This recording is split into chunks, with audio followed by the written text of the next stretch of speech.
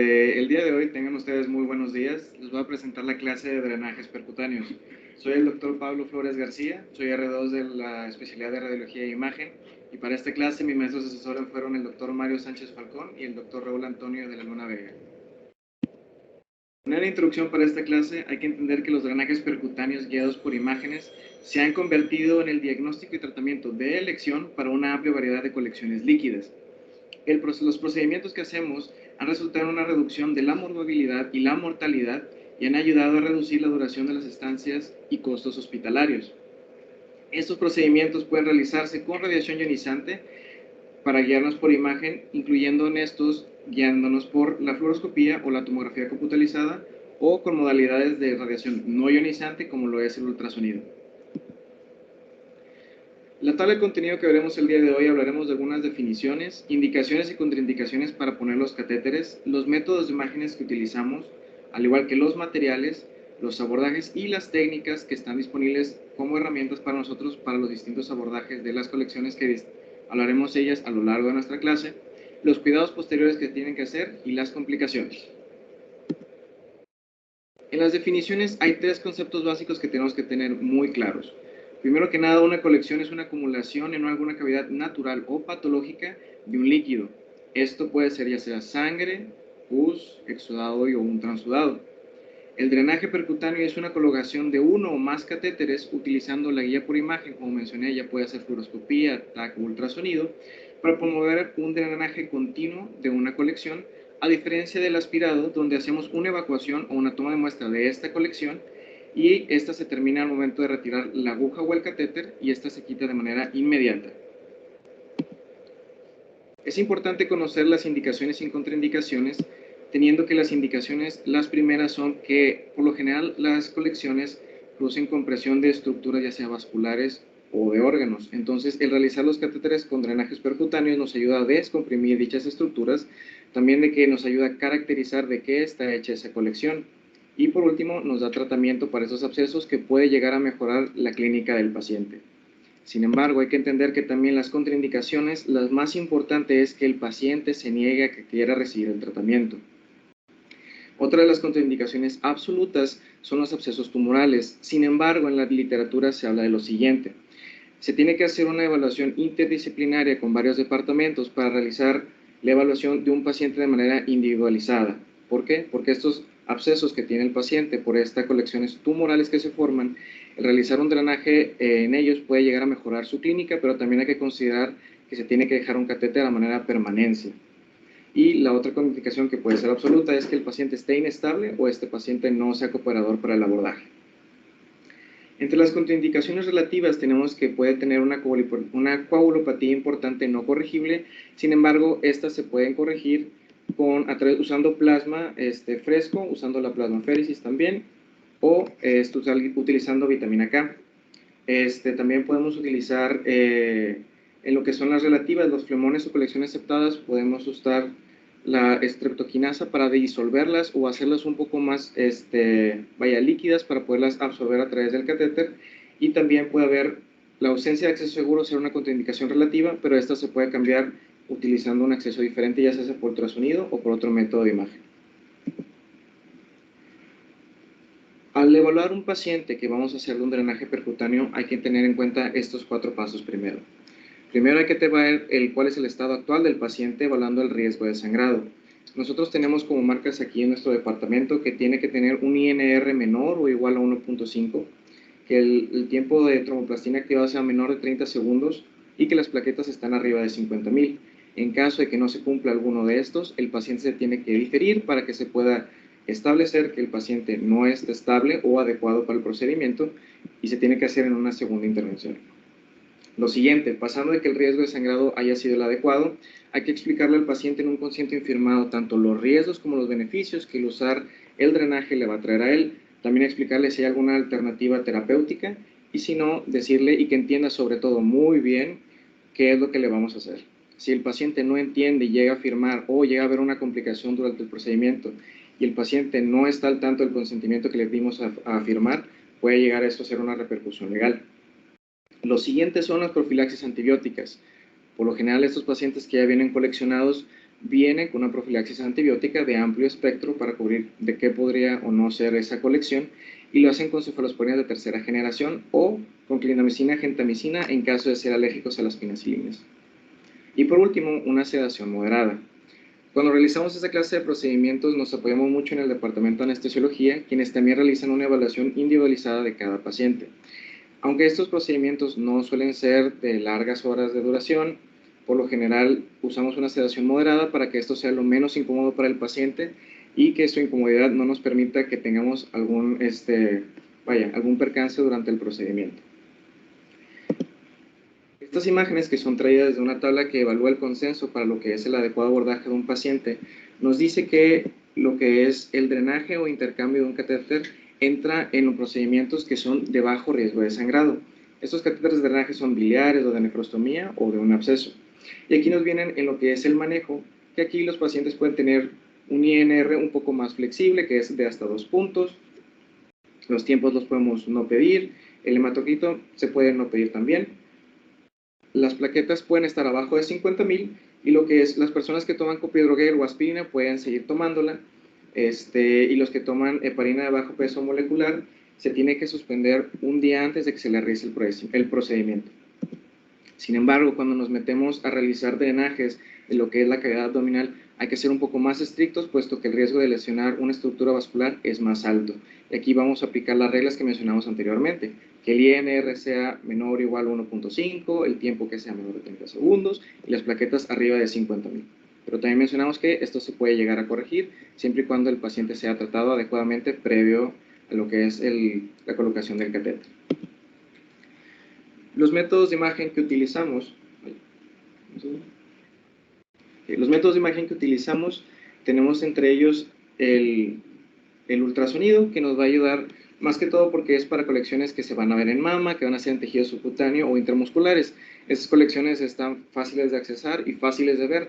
Recordemos que la desventaja del ultrasonido es que no nos puede dar mucha profundidad, pero si la estructura está lo suficientemente cercana o en estos tejidos, el subcutáneo e intramuscular nos puede dar una buena definición y un buen punto de acceso para ellas.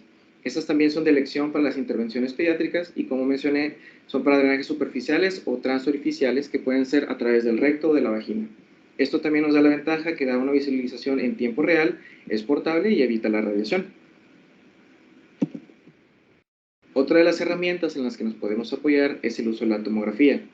Esta va a ser de elección para lo que son colecciones que son intraabdominales y en pelvis, y va a poder visualizar las estructuras retroperitoneales con mayor facilidad. Y esta, como mencioné, es de elección para todas las colecciones que sean profundas y que no podamos llegar o accesar a ellas a través del ultrasonido.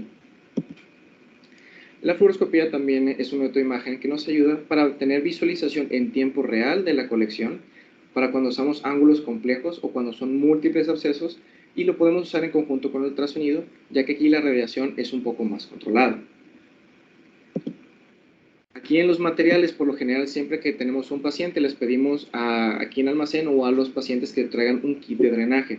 El kit de drenaje, por lo general, viene con varios elementos, entre ellos el trocar de punta afilada, los dilatadores, el cable guía, que puede ser de 0.18 a 0.35, el catéter flexible, que va de 10 a 14 flange, la bolsa de drenaje recolectora, la aguja chiva, el sistema coaxial y la llave de paso de 3 vías. Todos estos elementos están dentro de este paquete ya muy bonitamente armado. Aquí tenemos lo que es entre ellos aquí está el trocar de punta afilada, tenemos los dilatadores, tenemos el cable guía, tenemos el catéter flexible, que va a ser el que tiene la cola de cochino, que es el así como lo conocemos, la bolsa de drenaje. La aguja chiva, por lo general, esa nos puede llegar a proporcionar enfermería, y el sistema coaxial, que nos va a ayudar para realizar también los abordajes. Aquí tenemos una imagen donde podemos ver un poquito mejor todos los componentes. Tenemos la bolsa de drenaje, tenemos lo que es el catéter, los dilatadores, aquí está la aguja, tenemos el cable microguía y aquí tenemos lo que es el sistema coaxial. Muy bien, entonces, hablando de uno por uno, aquí tenemos lo que es el drenaje, el catéter de drenaje, que es la forma típica que tiene de cola de cochino, y se mantiene en ese lugar por este pequeño cable que tenemos aquí, que al momento de accionarlo le da esa forma tan particular que vemos por lo general. En la porción más distal también tiene estos múltiples orificios laterales que van a ser por donde se drenen los abscesos. Y aquí al lado tenemos las cánulas que nos van a servir. Tenemos que recordar que esto es flexible para poder no dañar lo más posible al paciente. Entonces, para darle cuerpo a esta estructura del catéter, utilizamos ya sea el alma metálica o el alma plástica, depende de qué es lo que queramos hacer, o la fuerza que queramos darle al cuerpo, o el trocar punzón, que nos va a ayudar a disecar pues, planos gruesos o para colecciones que están muy septadas o muy densas. Tenemos aquí también la llave de paso de 3 vías, que esta la colocamos en la porción más distal de lo que es el catéter de drenaje y nos va a ayudar a poder corroborar si estamos o no en la colección, así como hacerla como un puente entre lo que es el catéter y la bolsa recolectora. Tenemos aquí lo que es el sistema de sujetación, que estas lo hacemos de dos maneras. Hay paquetes que tienen esto que es una pequeña mariposa que se adhiere esto a la piel y sujetamos aquí en medio lo que es el catéter, o se puede sujetar atándolo con un nylon de 2 ceros y utilizando una punta de aguja de un trocar para poder hacer la entrada y poder después solo soldarlo a la piel. La bolsa de drenaje depende de qué clase de colección tengamos, puede ser a gravedad, como estas donde la colección va a seguir drenando, o puede ser también con vacío, que es el catéter Jackson. Esta va a depender mucho de cómo van a querer los clínicos tratar ese tipo de colección. Como mencionamos anteriormente, tenemos que utilizar para el abordaje podemos apoyarnos de la pisacaína, que es la lidocaína al 2%, que utilizamos para abordajes locales para que sea el procedimiento lo menos doloroso para el paciente. También el midazolam, que ese no lo vamos a manejar nosotros y eso se va a encargar obviamente anestesiología. Y si el paciente no está recibiendo tratamiento antibiótico, podemos dar ceftriaxona o amikacina. Ahora, para hablar de los abordajes, es importante siempre tener en cuenta cómo vamos a seleccionar la ruta de acceso. Hay 3 pasos básicos para poder seleccionarla. Que sea la vía más corta, que tenga una angulación y reproducibilidad no complicadas y que tenga una localización conveniente para el paciente.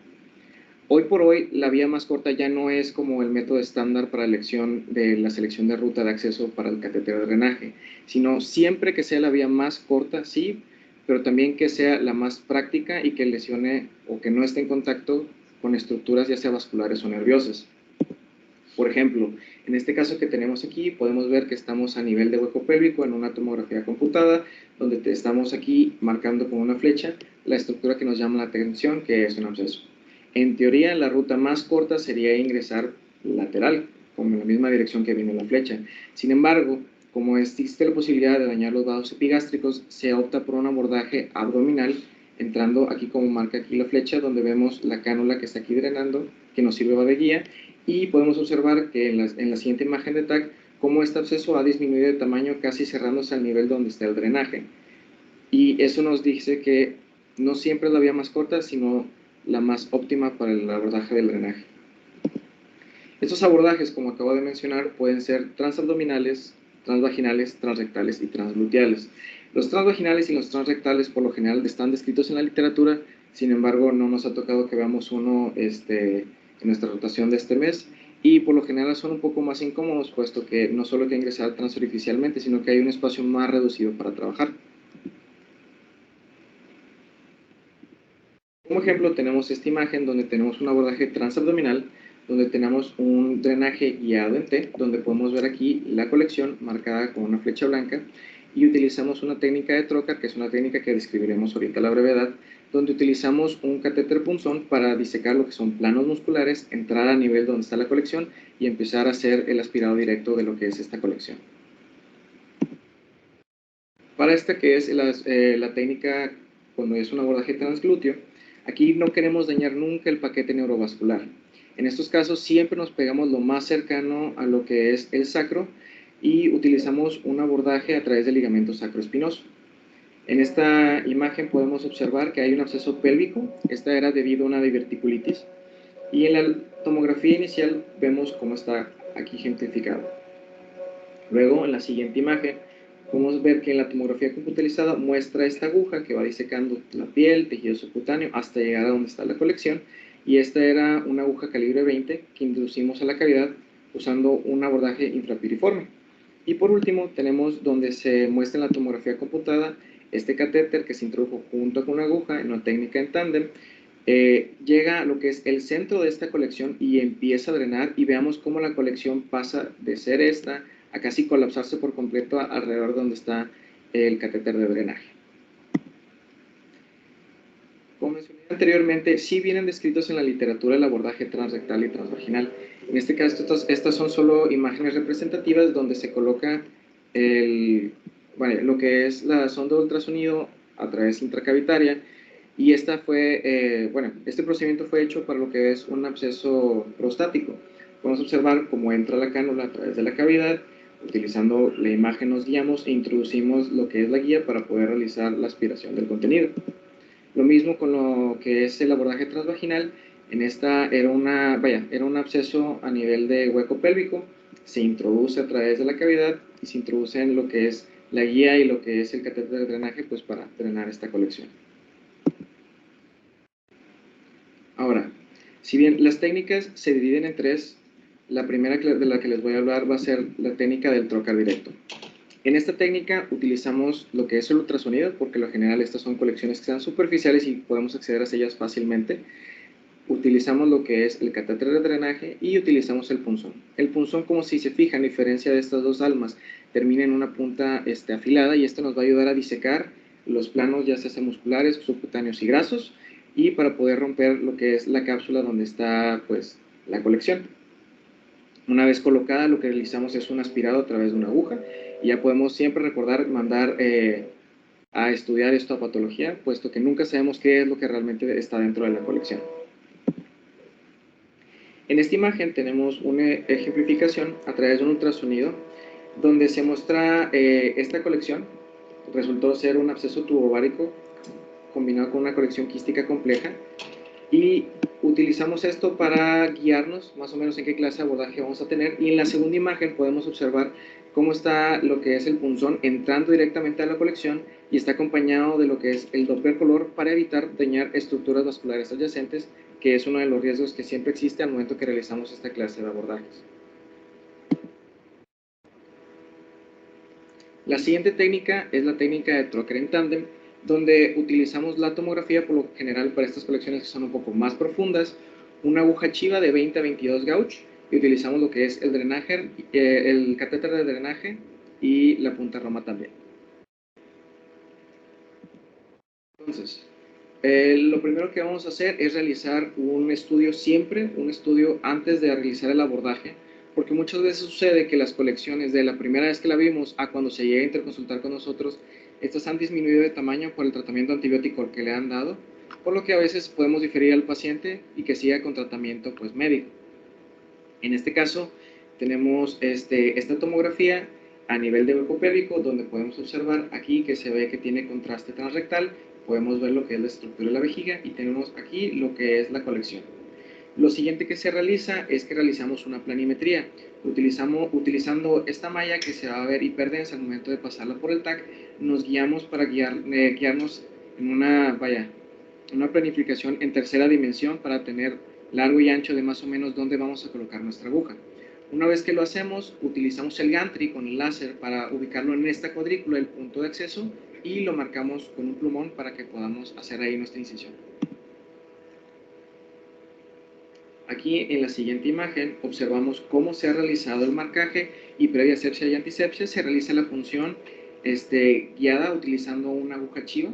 Después se realiza una tomografía de control para ver si la aguja ha sido colocada adecuadamente en la topografía de donde está el absceso, y después se empiezan a disecar los planos de la piel y musculares para poder introducir lo que va a ser el catéter de drenaje. Aquí vemos cómo se empiezan a disecar los planos. Tomamos una vez más la tomografía de control y utilizamos la medida que va a ser de la piel a la colección para poder marcarlas en nuestro catéter de drenaje. Por ejemplo, aquí tiene esta pequeña marca roja, que son los centímetros que tenía la aguja guía, y le introducimos a la par, ambas en paralelo, en la dirección hacia lo que es la colección.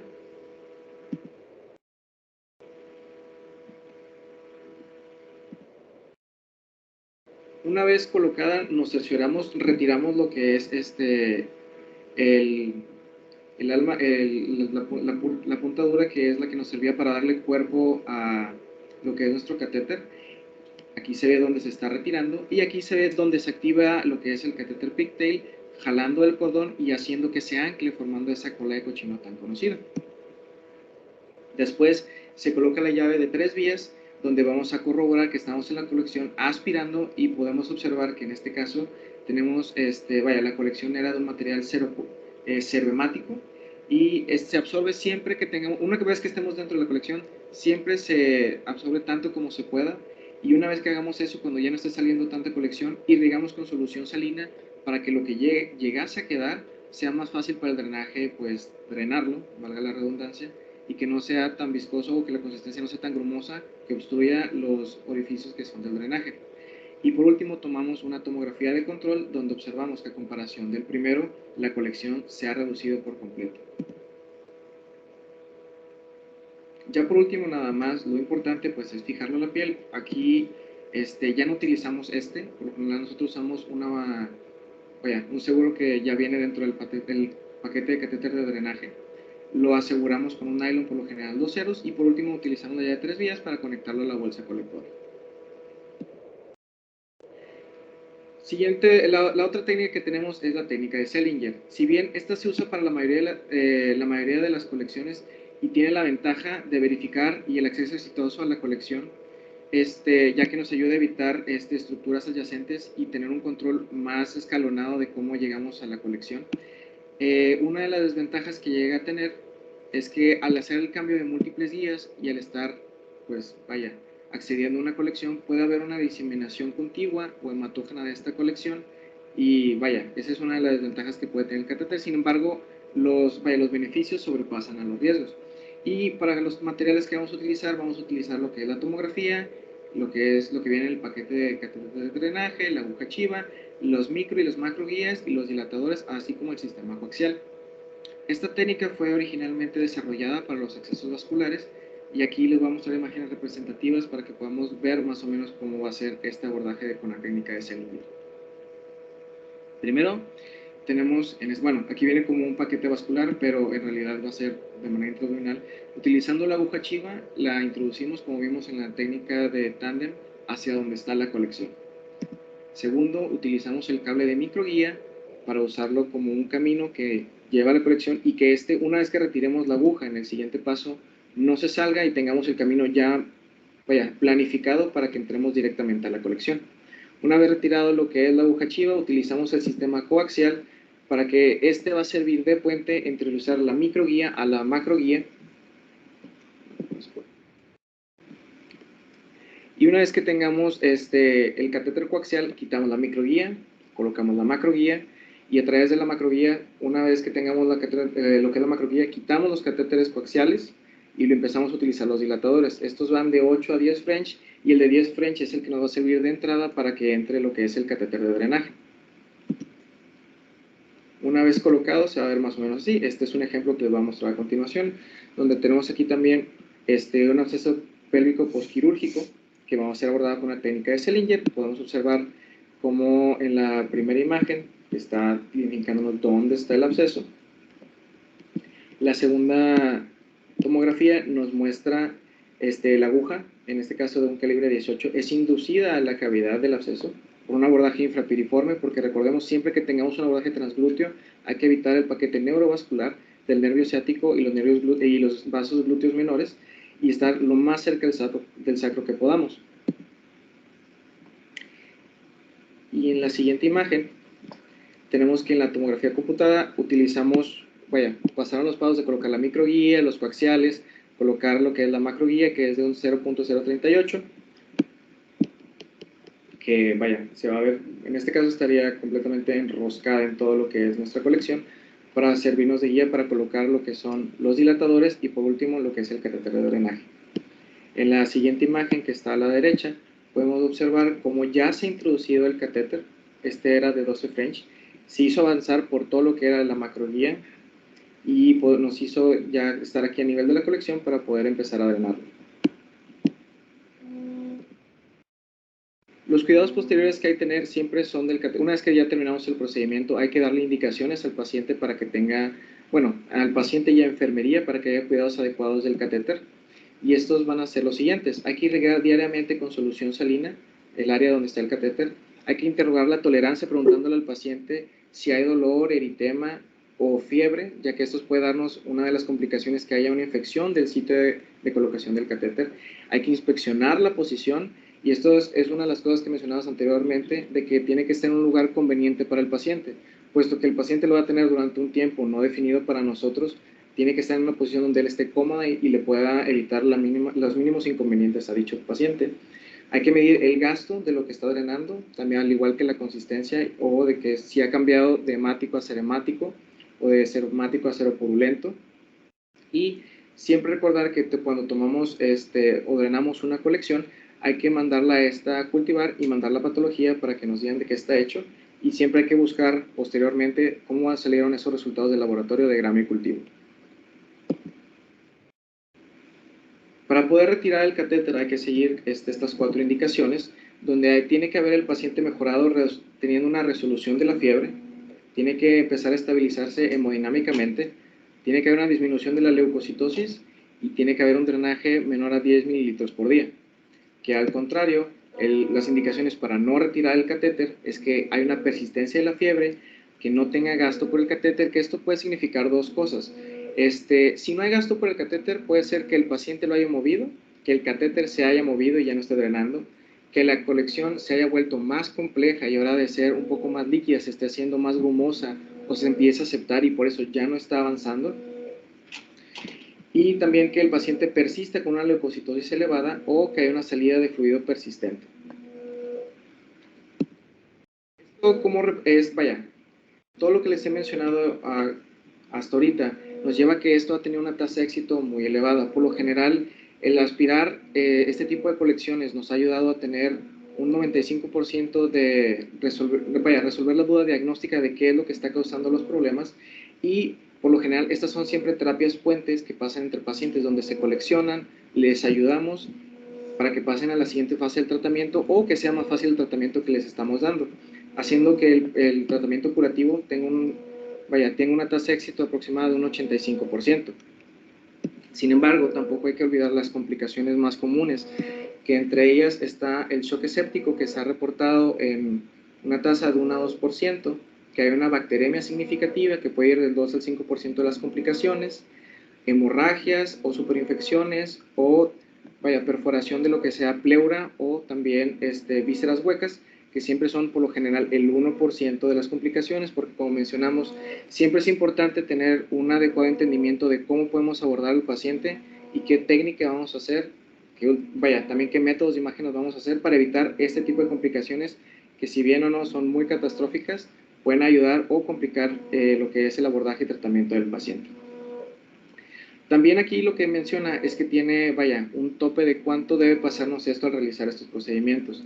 Lo que sugieren o lo que menciona la literatura es que estas complicaciones por lo general no deben pasar, hablando del shock eséptico, el 4% de nuestras complicaciones, la bacteremia no debe pasar del 10% y las otras complicaciones de hemorragia o superinfecciones no debe pasar de tope del 2% de los pacientes que estamos tratando.